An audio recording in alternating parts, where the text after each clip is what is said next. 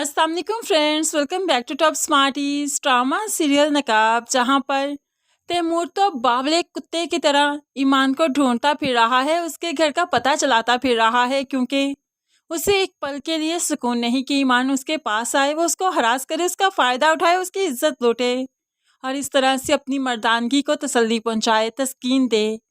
लेकिन यहाँ पर बिलाल तैमूर के इरादों को जानता है, इसलिए तो उसने कई बार ईमान से बात की कि वो प्रोटेक्शन ले, वो गार्ड्स रखे, लेकिन ईमान किसी भी तरह अपनी प्राइवेट लाइफ को डिस्टर्ब करना नहीं चाहती, इसलिए घर में कोई गार्ड नहीं रखा, कोई प्रोटेक्शन नहीं की। यहाँ तक कि उसके घर में तो मुलाजमा भी नहीं। कैसे मुमकिन है कि एक असिस्टेंट कमिश्नर के घर में सिवाय उसके कोई ना रहता हो। हालांकि इन लोगों को अपनी इज्जत का बहुत ज़्यादा खतरा हुआ करता है, इनके दुश्मन तो खुले आम फिरा करते हैं। लेकिन ईमान के लाख मना करने के बावजूद भी बिलाल ने खुफिया सिक्योरिटी का इंतज़ाम कर रखा था।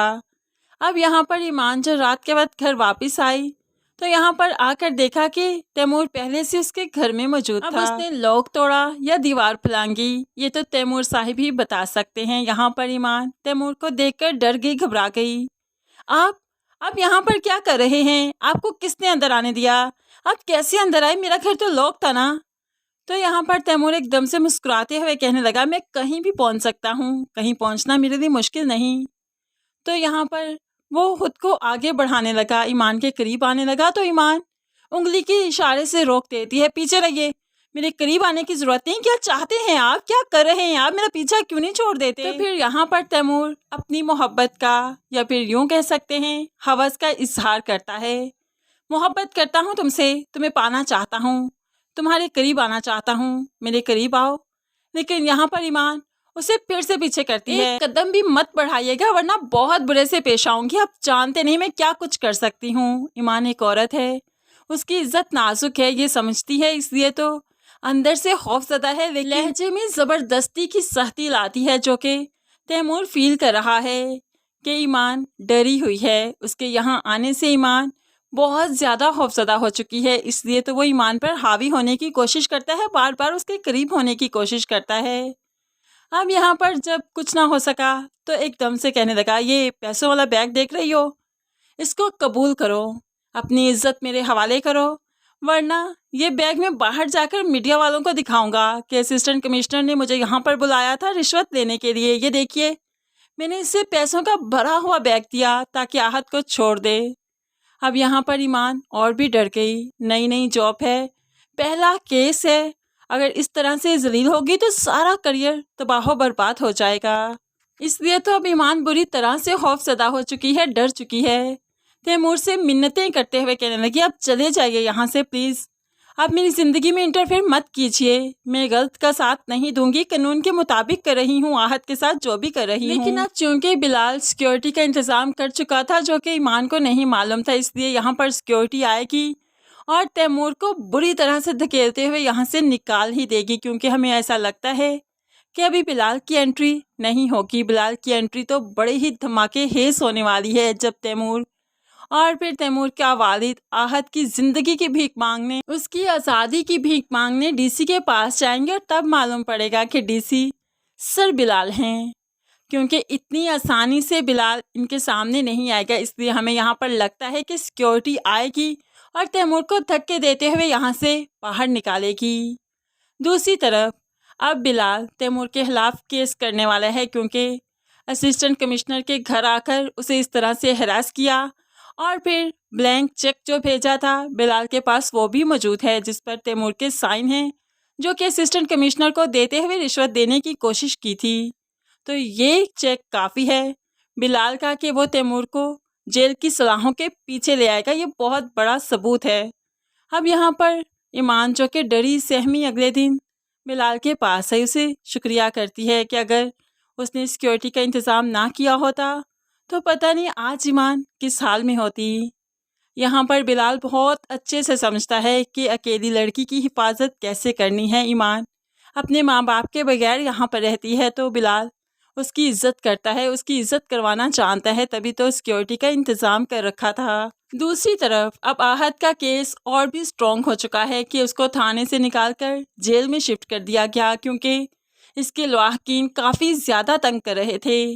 अब ताया जान ने जो मुलाकात करनी थी तो आहत से मिलने वो जेल में आई। सारा मामला बहुत पेचीदा हो चुका है क्योंकि तैमूर जो रिश्वत दे रहा था, जिसने ब्लैंक चेक भी दिया और फिर इनका गेस्ट हाउस भी जो गैर कानूनी काम करते हुए पकड़ा गया, इस तरह से ये केस अब अदालत में चला गया और अब इस केस की बहुत सी पेशियां होंगी और आहत छूटकर तो किस्मत से ही वापस आएगा। दूसरी तरफ तैमूर को बहुत गुस्सा है कि ईमान के घर में उसके साथ क्या हुआ और आहत भी अब जेल तक पहुंच गया। तो यहाँ पर जब ज़ारा ने फिर टॉन्ट करने की कोशिश की, ईमान का नाम लेकर उसे ब्लैकमेल करने की कोशिश की, तो आज तो तैमूर ने ज़ारा को मुंह से पकड़ लिया, मुंह से पकड़कर जोरदार धक्का देते हुए नीचे गिरा दिया कि इस पर फिर से ज़ारा का मिसकैरेज हो जाएगा, वो फिर से माँ नहीं बन पाएगी।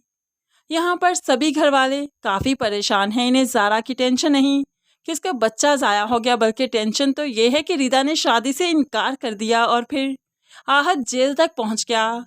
ये लोग जितना भी खुद को बचाने की कोशिश कर रहे हैं, जितना भी पैसा निछावर करने की कोशिश कर रहे हैं, लेकिन जब कुदरत नहीं चाहती तो फिर नहीं चाहती, क्योंकि फिर इज्जत और जिल्लत के फैसले तो कुदरत क्या करती है। कुदरत जब चाहे इज्जत से नवाजते और जब चाहे जलील और रुस्वा कर दे, तो फिर इंसान का क्या कमाल, वो क्या कर सकता है। कभी अल्लाह पाक देकर आजमाते हैं तो कभी लेकर आजमाते हैं। पहले तैमूर लोगों को जो इज्जत मिली तो देकर आजमाया और अब सब कुछ लेकर आजमा रहा है।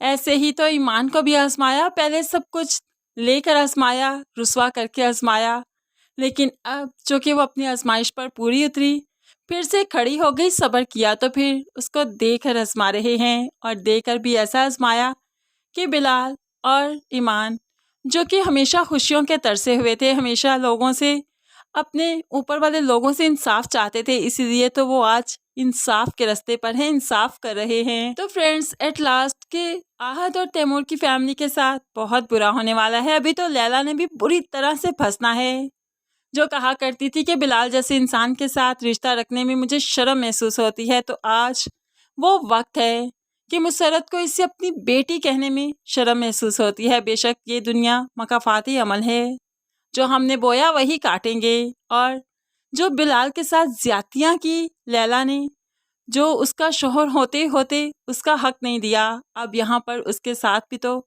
बहुत ही बुरा होने वाला है। क्योंकि आहत जिसने बार बार लैला से कहा था कि तुम मुल्क छोड़कर चली जाओ, जब मैं जेल चला गया और अदालत तक मेरा केस पहुंच गया, तो जाहिर सी बात है तुम्हें भी अदालत में घसीटा जाएगा, इस केस का तुम्हारे साथ भी ताल्लुक है।